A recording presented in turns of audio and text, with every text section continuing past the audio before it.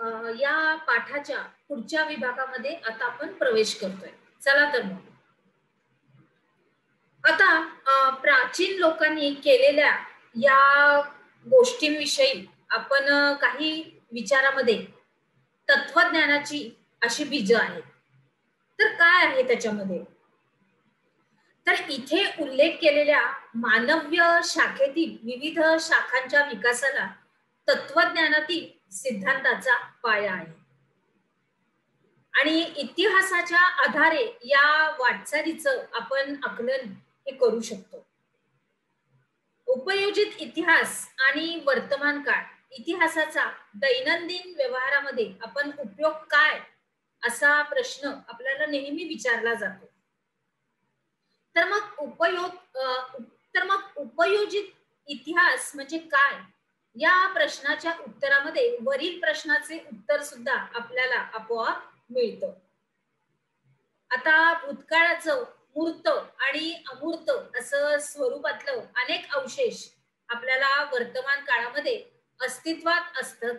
अस्तित्वामध्ये असतात आणि त्याच्याबद्दल आपल्या मनामध्ये खूप कुतूहल असतं, बरोबर?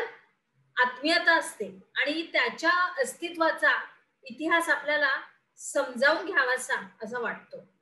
मग काय होतं तर कारण ते आपल्या पूर्वजांनी निर्माण केलेल्या कलाकृतीचं आणि परंपरेचं असं अवशेष असतात हे सगळे आणि त्याच्याबद्दल आपल्याला सर्वसामान्यपणे आपल्याला त्याच्याबद्दल हे कुतूहल हे असतं. त्याच्यानंतर तो आपला सांस्कृतिक वारसा असतो आणि ती आपली ओळख पण असते. मग त्याच्या इतिहासाचं ज्ञान हे आपल्याला आपल्या उगमाकडे घेऊन जाणारं असतं. त्यामुळं तो सांस्कृतिक वारसा आपल्या आणि आपल्या पुढच्या येणाऱ्या पिढीसाठी हा दीर्घकाळ जतन करण्याची आणि त्याचं संवर्धन करण्याची आवश्यकता ही निर्माण होते.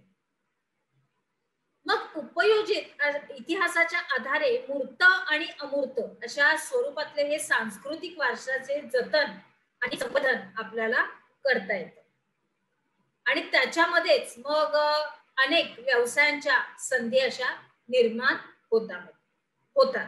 अनेक व्यवसायाच्या संधी निर्माण होतात.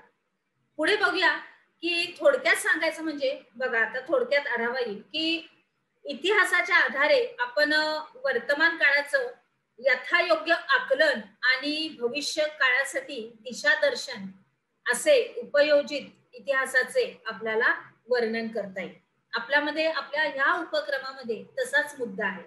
आपल्या पाठ्यपुस्तकामध्ये पण तसेच मुद्दे आहेत आणि सुरुवातीलाच मी सांगितलं की इतिहासामध्ये आपल्या भूतकाळामध्ये ज्या घडलेल्या गोष्टी आहेत त्या जर आपण क्रमवार मांडणी करून बघितल्या तर त्याच्यामध्ये आपण सुधारणा करून आपल्या वर्तमान काळामध्ये आपण त्या गोष्टींना सोयीस्कर असं करू शकतो. म्हणून इतिहास हा खूप महत्वाचा असतो.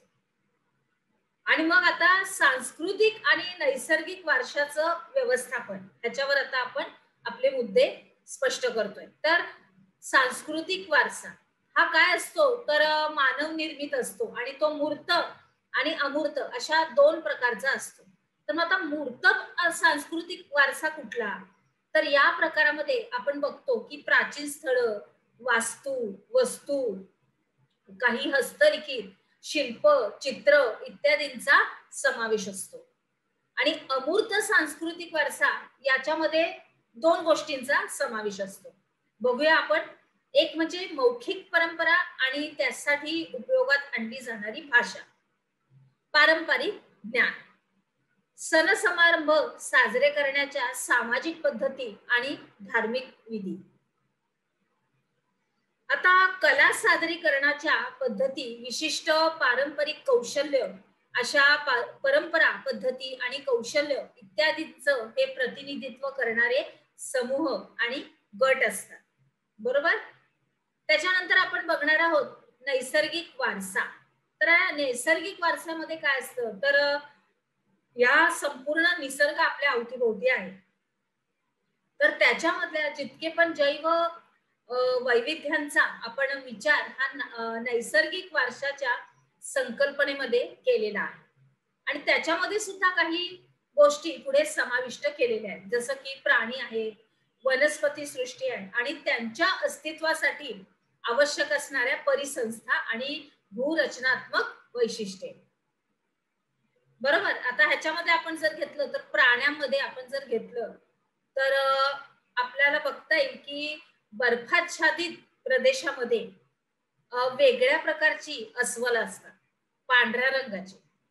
कारण त्यांना त्याच्याप्रमाणे संरक्षण मिळतं. बर्फाळ प्रदेशामध्ये भरपूर बर्फ पडतो. त्याच्यामुळं ते प्राणी कसे बर्फाळ प्रदेशात राहून पांढऱ्या रंगाचेच असतात. एवढे मोठे मोठे त्यांच्या अंगावर केस असतात. आणि ते जर आपण सामान्य आपल्या जंगलातला इकडचा अस्वल बघितला, राधानगरीच्या जंगलामधला, महाराष्ट्रामधला, तर तो काळा असा अस्वल असतो आणि त्याच्या अंगावर तेवढेच केस एवढी मोठी मोठी आणि तो काळ्या रंगाचा असतो. बघा फरक कसा आहे निसर्गाचा. तिकडे पांढऱ्या रंगाचा, आपल्याकडे इकडे काळ्या रंगाचा. उदाहरण दिलंय छोटस.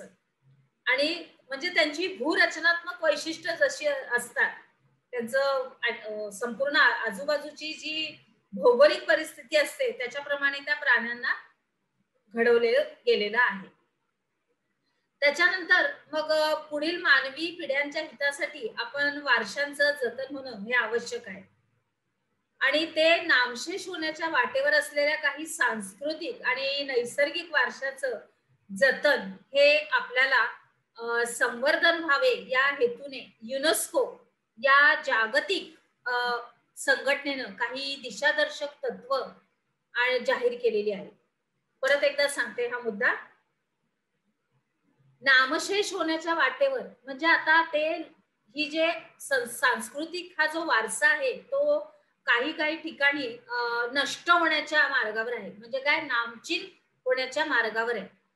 मग त्याचं जतन आणि सगळ्या प्रकारे सुरक्षिततेत ते कसे ठेवायचे याच्यासाठी युनेस्को या जागतिक संघटनेनं काही दिशादर्शक तत्व ही जाहीर केलेली आहे. ते कशा रीतीने आपण त्यांचं जतन करू शकतो, म्हणजे थोडक्यात म्हणजे त्यांना कसं सांभाळून ठेवायचं की जेणेकरून आपल्या येणाऱ्या पिढ्या सुद्धा त्याचं व्यवस्थित पाहणी करू शकतील, त्यांना बघू शकतील.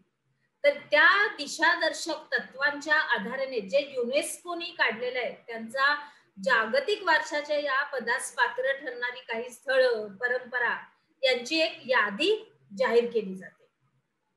आता या पर्यायामध्ये आपण बघूया की आपण काय शिकलो. तर आहेत आपल्यामध्ये काही प्रश्न दिले गेलेले आहेत थोडेसे ह्याच्यामध्ये की योग्य पर्याय निवडून तुम्ही विधानं पूर्ण करायची आणि ही प्रश्नोत्तर तुम्ही स्वतःच सोडवायची आहेत आणि आपल्या वहीमध्ये त्यांना लिहायचंय. स्वाध्यायाबरोबर स्वाध्यायामधले तर आहेतच आणि काही वेगळे पण प्रश्न आहेत. मग कधी कधी स्वाध्यायाचे प्रश्न पण ह्याच्यामध्ये समाविष्ट आपल्या उपक्रमामध्ये आपण करतो. चला तर मग पुढल्या आपण विभागात प्रवेश करूया.